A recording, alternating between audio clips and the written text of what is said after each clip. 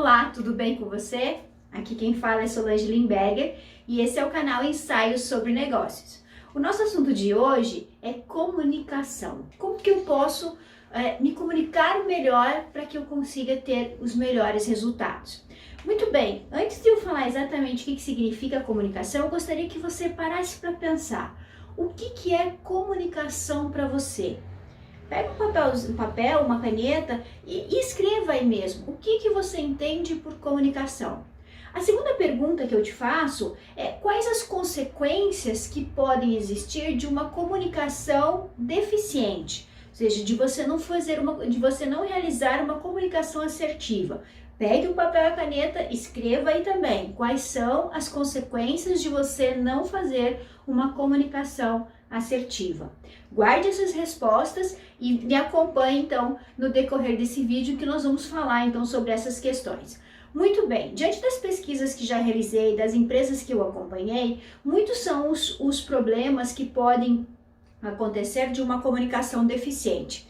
Veja que existe uma estatística que diz que 64% das empresas brasileiras possuem falhas de comunicação. Você consegue perceber isso aí no seu negócio, na sua atividade profissional? Existem falhas de comunicação ou está tudo em ordem? Geralmente, na maioria das empresas, existem falhas de comunicação. E o que acontece quando essas falhas de comunicação elas acontecem? Muitas vezes, numa empresa, quando existe rotatividade de funcionários, é resultado, às vezes, da falha de comunicação. Outra coisa interessante, a comunicação, ela se transforma, que é deficiente, né? A comunicação deficiente, ela se transforma muitas vezes em boatos, em fofocas, em rumores, ou seja, acaba impactando de forma negativa todo o contexto organizacional.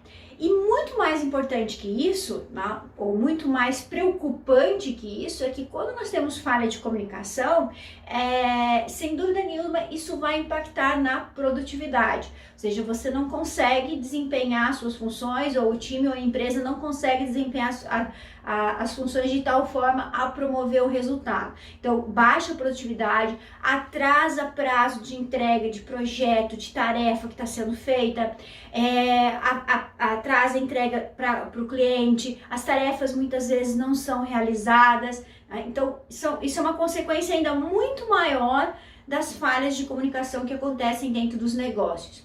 E veja que quando acontece a falha de comunicação, isso acaba produzindo incerteza e dúvida. E essa é uma das razões pela qual a própria falha de comunicação existe. Quando você recebe uma informação, quando alguém te passa uma atividade, ou você mesmo comunica a alguém o que deve ser feito, ou você não necessariamente esclarece da forma que deveria, de uma forma clara e assertiva, e a outra pessoa também não pergunta. Então, o medo de perguntar, o medo de esclarecer, de deixar claro quais são as expectativas, quais são os resultados esperados na execução daquela tarefa, acaba produzindo incerteza e dúvida. E a incerteza e dúvida gera um mau desempenho, ou seja, gera uma baixa produtividade, muitas vezes os resultados acabam não saindo como o esperado. E lá na ponta, quando a gente pensa nesses aspectos, e são muitos outros, mas eu trouxe alguns específicos para você, acaba impactando lá no cliente. Num mau atendimento, num produto que não foi entregue, ou que foi entregue fora do prazo, então acaba impactando no cliente final do teu negócio. Então, as falhas de comunicação, que muitas vezes são internas, podem sim acontecer falhas de comunicação com os clientes também, que é gravíssimo, mas as falhas de comunicação que são internas, elas acabam de uma maneira ou outra impactando lá no consumidor final. Mas é importante a gente entender quais que são os elementos que compõem essa comunicação. Então, você tem aquele que emite a mensagem e aquele que recebe a mensagem. Então, vamos supor que você é o líder do seu negócio e você vai atribuir uma tarefa ao seu colaborador. Então, você vai comunicar, emitir essa mensagem para o seu colaborador. Entre a sua emissão da mensagem e a recepção da mensagem pelo colaborador, existem ruídos nessa mensagem. Porque quando você emite, você está emitindo em um código seu. Aquele que recebe não necessariamente entende o seu código. Para você entender o que eu estou falando, um dos códigos que nós utilizamos é a língua portuguesa. Então, nós falamos em português para alguém que entende, que supostamente entende o português. Mas a nossa língua ela é tão incrível que também dá margem para diversos entendimentos. Tá? Então, não necessariamente aquilo que eu vou dizer é aquilo que o outro vai entender justamente por causa desses ruídos de comunicação. Então, neste caso, quais seriam os ruídos? O entendimento da língua, pode ser os níveis diferentes no organograma, por exemplo, ou na distribuição de tarefas. Então, o líder falando para o colaborador, às vezes tem diferentes entendimentos do que deve ser feito, tá?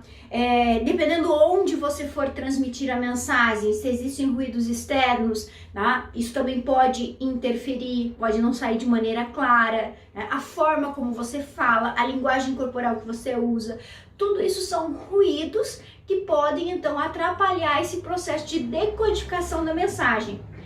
Então a gente acha que, poxa, comunicar é tão fácil, né? Só você ir lá, falar o que tem que ser feito e ponto final. A obrigação é do outro entender. E na realidade não é bem assim. Lembre-se sempre disso. A responsabilidade do entendimento de uma mensagem é sempre do emissor. Então você, enquanto emissor daquela mensagem, tem a responsabilidade de fazer com que o receptor aceite. Tá? Então é muito importante a gente entender esses elementos da comunicação para que a gente possa aperfeiçoar, para que a gente possa melhorar o processo de comunicação para justamente você ter resultados. Então é muito comum que o que está sendo falado não seja compreendido pelo receptor. Sabe aquela história do telefone sem fio? Não sei se você já brincou disso na sua infância, mas olha, quando você emite, né, uma mensagem e passa pelo telefone sem fio, acaba chegando do outro lado completamente diferente. E assim é quando você não se preocupa com o processo de comunicação. Tá? Então, o que você precisa entender? Como é que eu posso trabalhar isso dentro do meu negócio? Eu preciso entender o meu processo, como funciona. Tá? Então, eu convido você agora a buscar lá papel e caneta e faça esse entendimento do local que você trabalha, da sua função ou da sua empresa. E procure identificar quais são os pontos de comunicação. Tá? Então, quem se reporta a quem se comunica com quem, escreva isso, faça realmente um desenho desses pontos de comunicação e comece a analisar se essa comunicação for deficiente, o que isso vai gerar, o que isso vai impactar lá no resultado final do negócio. Então, faça esse desenho da sua empresa, ou do seu setor, ou da sua atividade, buscando todos os momentos em que você se comunica com alguém ou que você emite uma mensagem para você entender como é que a comunicação te cerca. Porque veja só, a comunicação ela acontece por meio de gestos, como estou falando aqui com você agora. É muito mais, 75% da comunicação ela é entendida pela linguagem corporal, pelos gestos que você utiliza, pela postura que você usa quando você vai se comunicar com alguém. Tá? Outro é o tom de voz que você utiliza, e o tom de voz a gente precisa ter um cuidado, porque se você usa um tom de voz mais agressivo, isso pode ser entendido como ameaça, então você tem que saber nivelar o tom de voz, mas também não pode ser um tom de voz muito baixo, porque aí você não consegue transmitir a mensagem da forma que deveria, nem com a intensidade, nem com a importância que talvez teria. O ritmo da sua voz, o quanto você fala mais rápido, fala mais devagar, então você tem que conseguir fazer essa mensuração e ver como é que aqueles com os quais você se comunica entende da melhor forma possível. E nisso tudo está a palavra, que é o que é efetivamente dito. Então veja, nós falamos de postura, nós falamos de tom de voz, nós falamos de ritmo, nós falamos de gesto, e agora vem então o conteúdo da sua mensagem expresso por palavras. E as palavras, a gente tem que tomar muito cuidado com as palavras utilizar. Elas podem tanto destruir quanto elas podem construir. Então, eu posso passar uma mensagem utilizando palavras que vão gerar resultado ou palavras que não vão gerar resultado. Então, eu tenho que tomar cuidado com o meu padrão linguístico. Com quem que eu estou falando?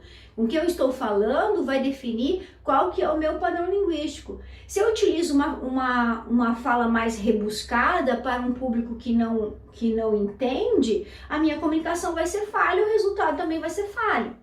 Tá? Então, se eu estou falando para líderes, né, o meu padrão linguístico vai ser específico para líderes. Então, eu tenho que saber fazer essa adequação das palavras do meu padrão linguístico e jamais esquecer que é o seu corpo que fala. É o seu corpo, o seu gestual, o seu tom de voz, o seu ritmo que podem contribuir muito mais para o resultado do seu processo de comunicação. Tá?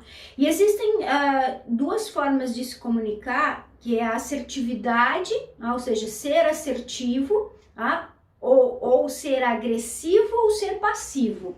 São 3 estilos de comunicação. O que nós buscamos, ou o que você deve buscar, é a assertividade.